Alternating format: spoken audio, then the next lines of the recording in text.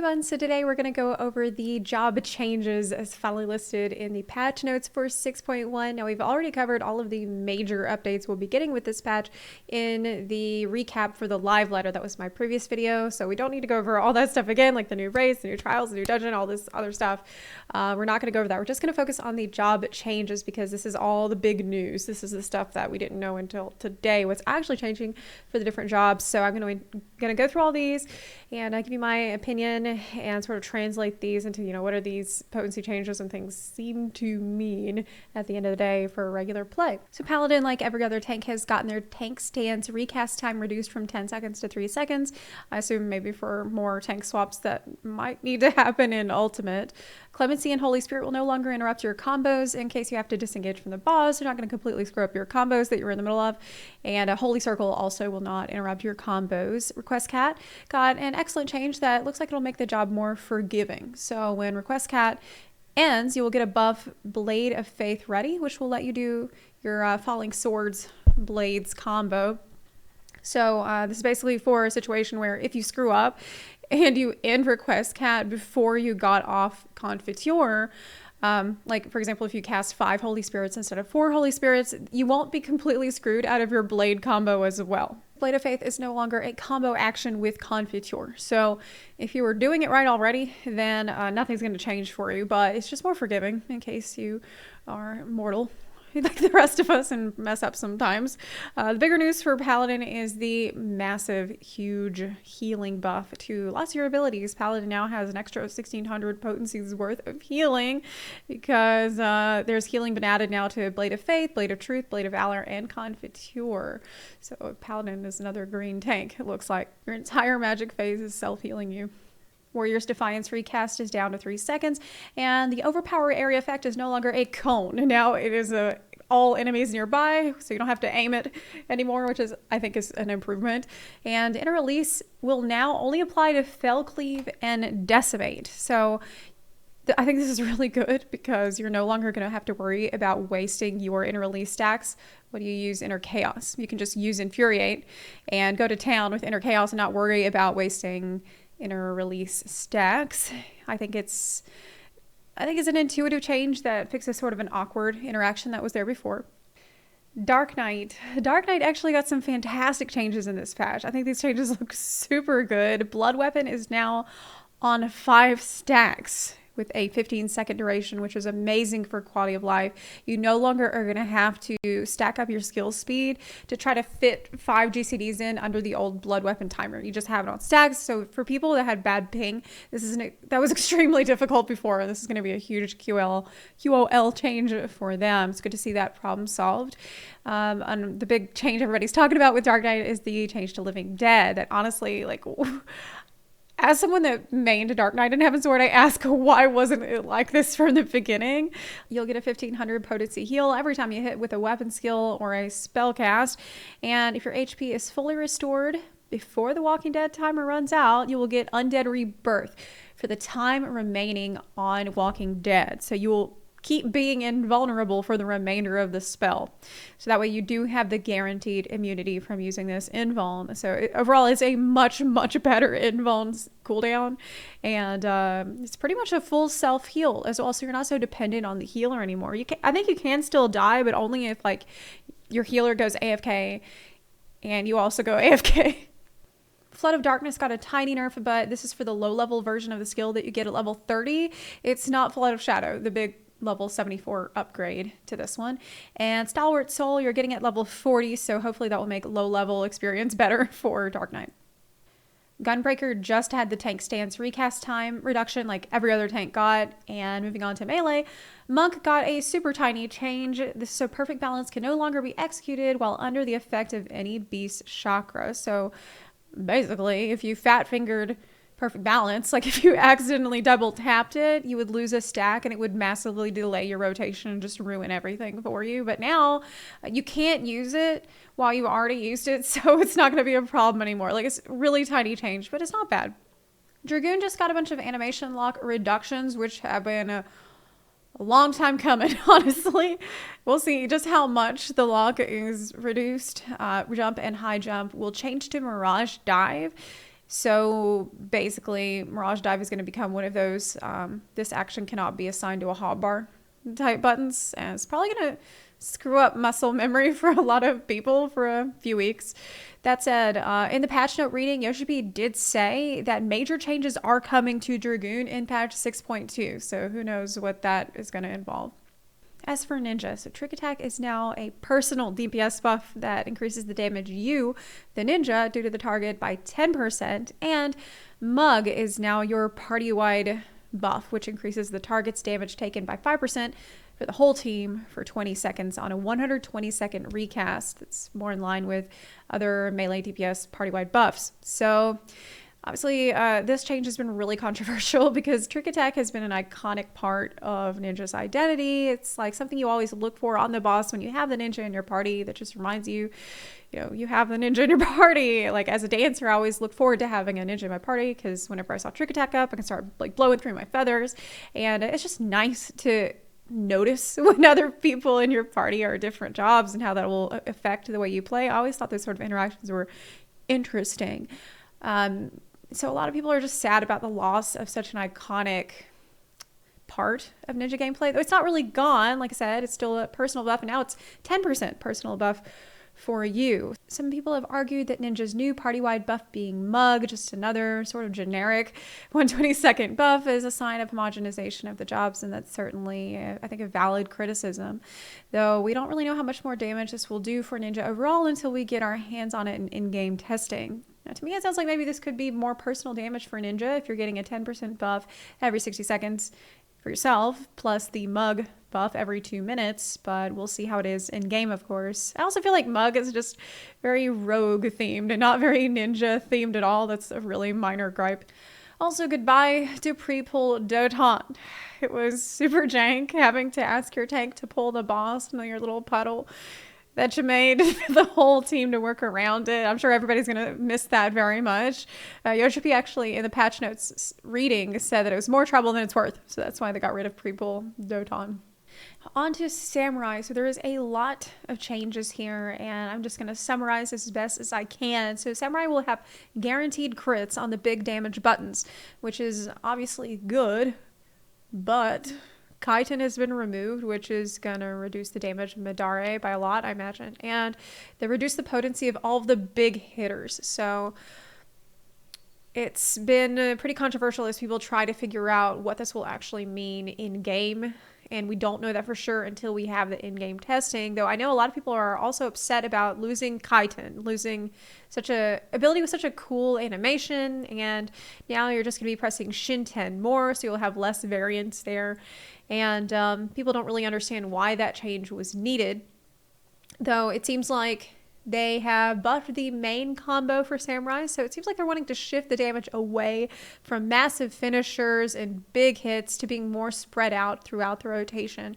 But in general, we'll just have to see how it plays out. Now, someone in the Balance Discord did do some math to try to guess whether this is an overall buff or a nerf, and the TLDR was, according to those calculations, with current BIS, we don't know whatever the new BIS will be. Will probably change everything, but currently, it's a 3, not percent, but 3 damage nerf with no party buffs.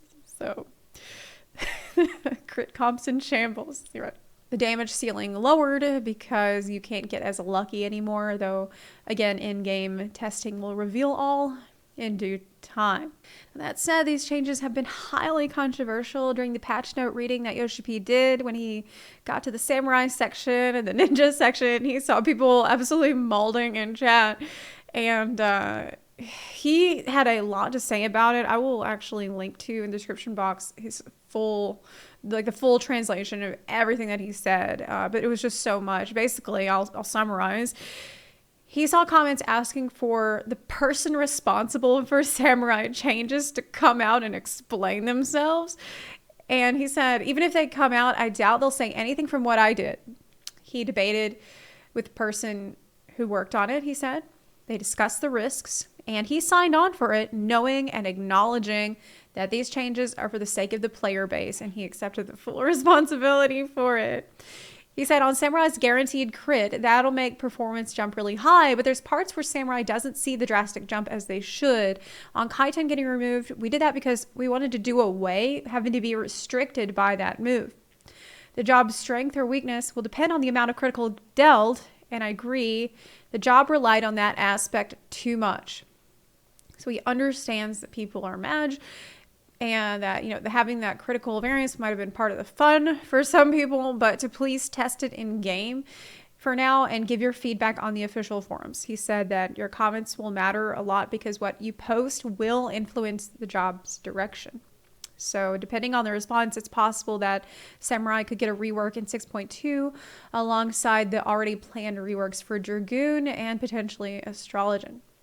For Reaper, happily, not much has changed. You can port around faster, less animation locks, and you can hold on to your harp a little longer. Not a big deal. For Bard, they increased the range from 5 to 15 yalms, and that's the range at which you can use a repelling shot. That is not the distance that you're going to be shot backward. Battle Voice will no longer require the effect of Mage's Ballad, Army's Peen, or Wanderer's Minuet to be active. So if you die, it's going to be easier to get res and buff people if you need to do that. And the Wanderer's Minuet action will now change to Pitch Perfect upon execution. As for Machinist, just some smallish potency buffs across the board. Somebody on the Balance Discord mathed it out and said that it's theorized to be a 2.4% damage increase. So, I mean, it's something. It's not nothing. It is something. Dancer steps and standard step will now be categorized as weapon skills. So the Reaper in your group will now get a stack from you if you are dancing, which is a huge relief. This is a really good change. And also, your procs that you get from doing your normal combo are going to be different than the procs that you get from Flourish. So you'll have the Silken procs from your combo, and you're going to have the Flourishing procs from Flourish. And you can hold both of these kinds of procs at the same time. So you no longer need to delay Flourish to avoid overriding procs anymore. So you can just use Flourish on cooldown now. So press Flourish button when it light up. Moving on to White Mage. So right now the White Mage community is celebrating because this is like the job is saved. The job is fixed now because, okay, previously, in case you are unaware, casting lilies felt really, really bad. So previously, if you used your Blood Lily, it was actually a damage loss on single target because in the time that you cast Misery, which took 4 GCDs, you could have cast 4 Glares, and the 4 Glares would have done more damage because Misery was at 900 potency.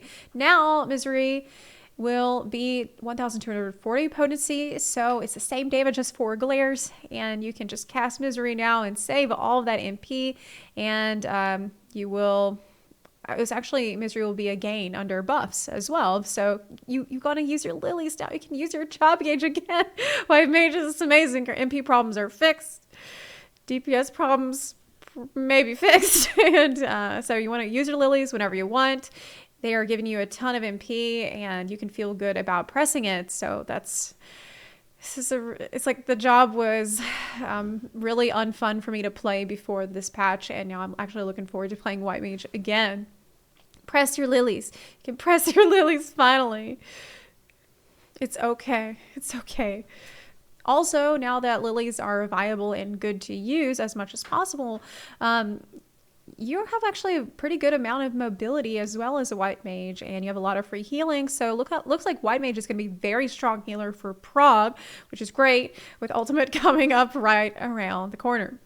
Also, bigger bubble in radius for Asylum and Cure 3. It's all good news. It's all good news for White Mage. It's an excellent time to be a White Mage. Now, moving on to Scholar. Yes, as announced in the live letter, Expedient, that's the party-wide sprint buff, is getting a big nerf.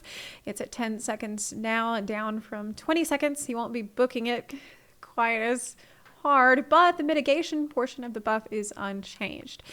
Sacred Soil also bigger now, similar to White Mage Bubble, getting bigger at 10 yalms radius, because getting all your party members to stand in the bubble is like herding cats, honestly. Cat girls. Cat boys. The MP cost changes here appear to be only for the low level versions of these spells, so it'll help with MP before you get Ether Flow, I assume. Astrologian change here is just for the base version of Combust. The max level version is already at 30 seconds, though in the patch notes reading, Yoshi did say that they got a lot of feedback for Astrologian, and they are thinking of giving the job some major adjustments in patch 6.2. So be on the lookout for that. Sage, mana has been changed in line with the other MP management improvements we've seen to the other healers. Though I wouldn't say Sage had a ton of MP issues anyway beforehand. Soteria has been updated to grant you 4 stacks, each stack increasing the cure potency of Cardian effects granted by you by 70%. So this is going to benefit your next 4 attacks that tick Cardia. It's just a really small change, honestly, but it's decent. And finally, Addersting got a massive quality of life improvement, so you'll now get maximum stacks of Sting upon entering an instance or restarting an instance battle. You'll no longer have to shield on the pre-pull to get your 3 stacks of Sting, so that is more convenient.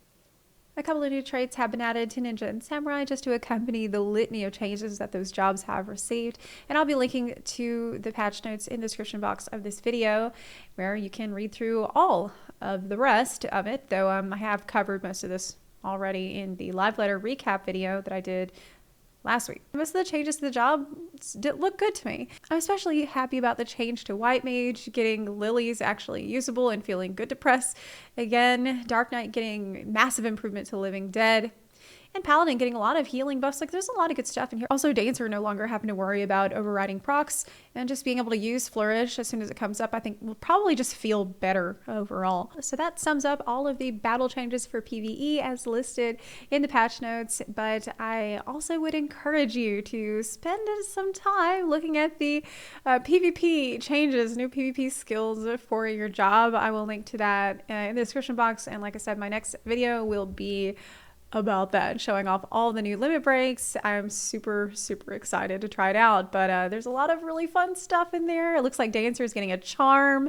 Reaper is gonna have like a hysteria effect on people for a couple of seconds. It's all very thematic. It's very cool. Like, give it a look, and we'll talk about it in the next video. So thank you so much for watching this video. I will see you in the next one. I'll see you on the other side of the patch. If you like this video, please consider supporting the channel on Patreon or on Twitch. You can also support the channel for free by clicking the subscribe button or by sharing this video with your fellow Warriors of Light. Thank you so much for watching, and I'll see you in 6.1. Bye.